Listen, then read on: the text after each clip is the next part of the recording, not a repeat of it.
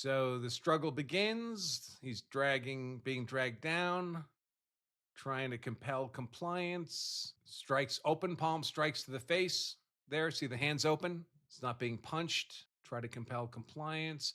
The guy who's crouched over under that silver bar, he's going to straighten up. This is when the shot is fired, right here. And I don't see that elbow prior to this point. This is when the shot is fired. And then go a few seconds. There's the elbow. That image with the crooked elbow occurs, I believe, after this image, occurs after the shot, the first shot has been fired.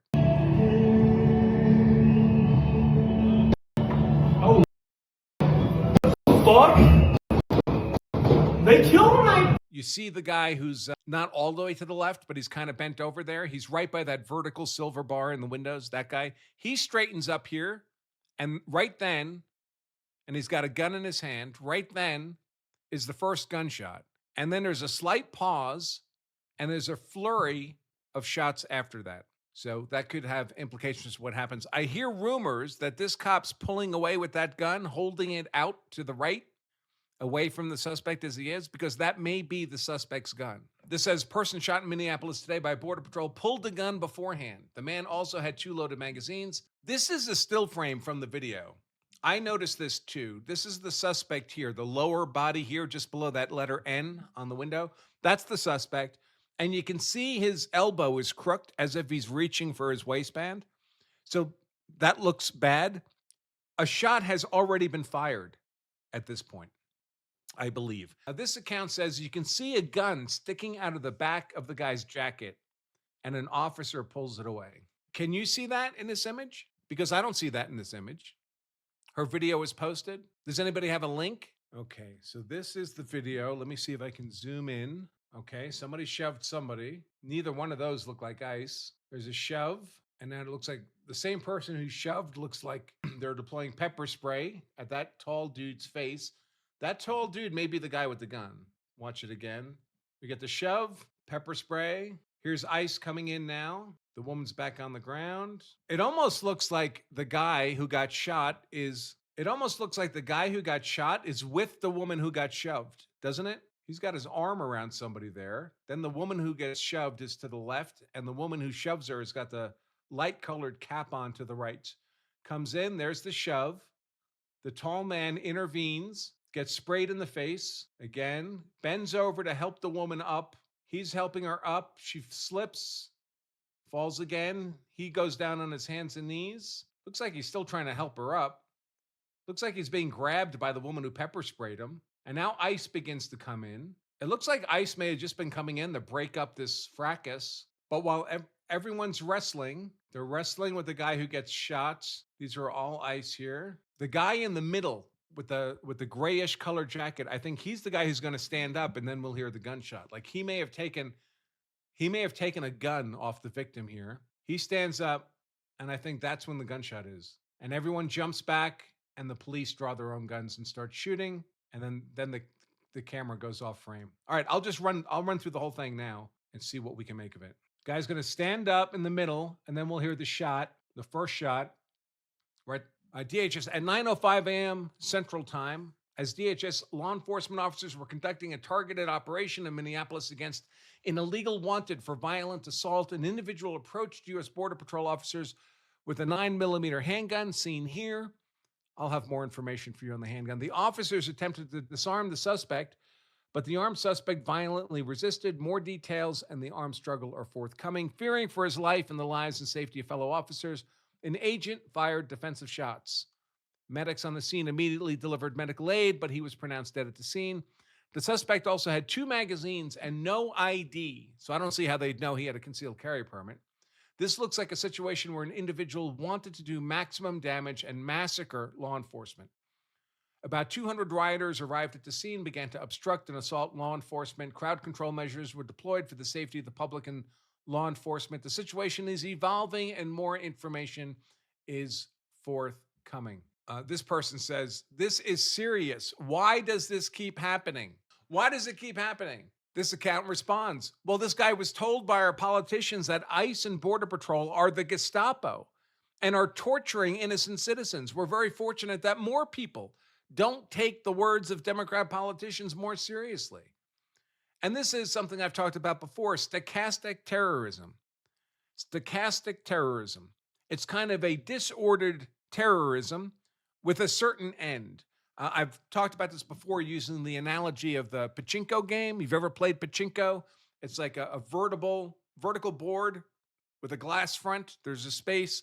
There's a whole bunch of pins behind the glass, and you use a handle to spring load a ball up to the top of the game, and the ball drops down, bouncing off the pins in a chaotic pattern, an unpredictable pattern. And then ultimately the ball falls into a little slot at the bottom, and different slots have different values, and that's the nature of the game.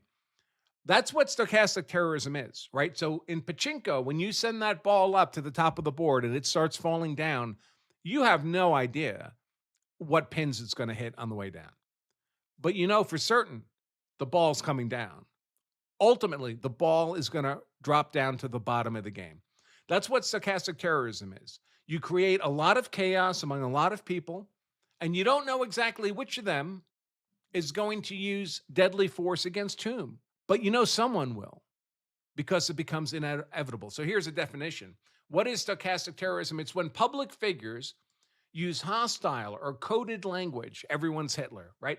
That encourages violence while leaving themselves room to deny responsibility. They have no direct connection to the final act of violence.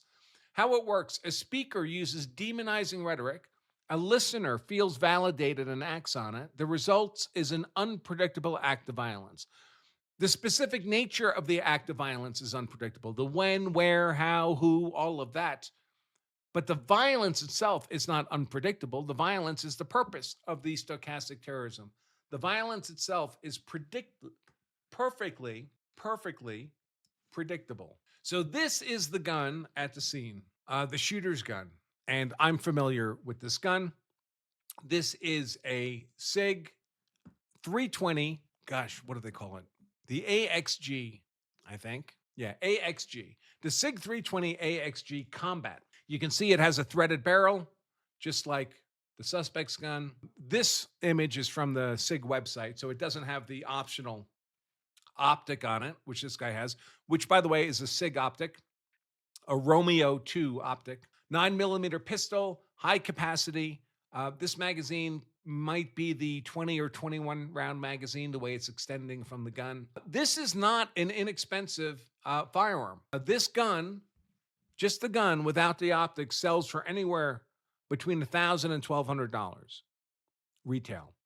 And the optic that's on the shooter's gun is typically another $500 or $600. So we're pushing a couple $1,000s worth of a pistol here, which is not a small amount of money on the gun. Now, I'm going to mention, because someone's going to mention it, like it or not, SIG 320s have developed a reputation, deserved or not, of unintentional discharges, meaning if they're dropped, sometimes they go off when they're not supposed to. They're supposed to be drop safe, but there's been lots of press coverage and lawsuits about people like just putting a primer in the gun and dropping it. The primer goes off. That's not supposed to happen.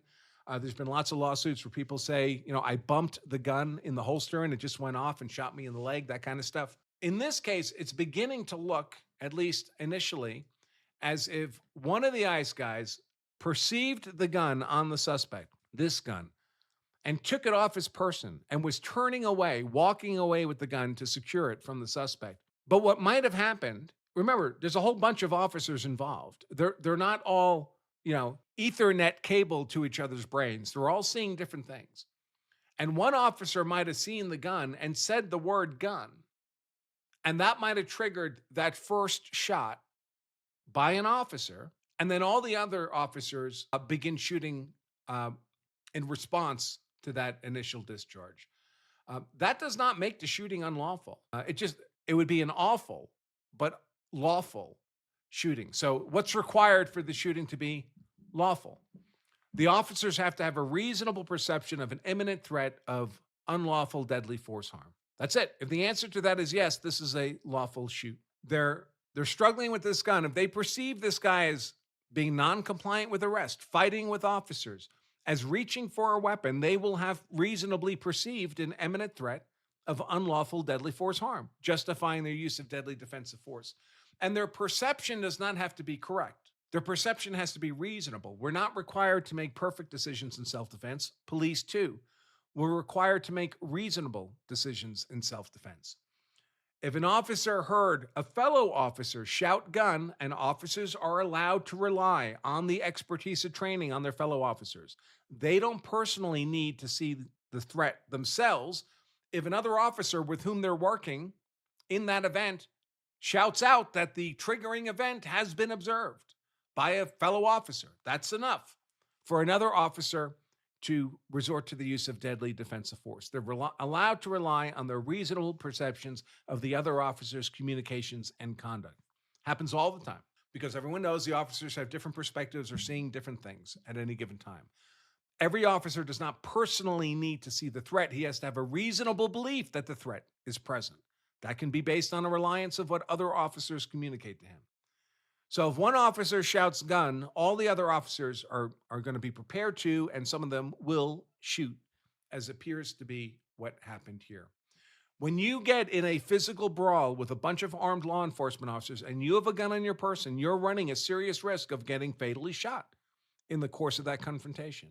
The moment they see that gun, they've reasonably perceived an imminent threat of deadly, unlawful force against them, and they'll justifiably respond with deadly defensive force. By the way, it's not uncommon for police officers to shoot other police officers, like two plainclothes police officers respond to a scene of violence, see each other with guns in hand, and one shoots the other. And it's a justified shooting because the shooter, although he wasn't actually shooting a criminal and that other person was a fellow police officer unknown to him, was not actually a deadly force threat to him. He was reasonably perceived, given the circumstances, as an imminent, unlawful threat of deadly force harm, and therefore it was justified to use deadly defensive force. February 7th, a couple of times a year, I teach a free webinar, 100% free webinar on all this use of force law stuff, and the purpose of it is to make you hard to convict if you're ever compelled to use force in defense of yourself,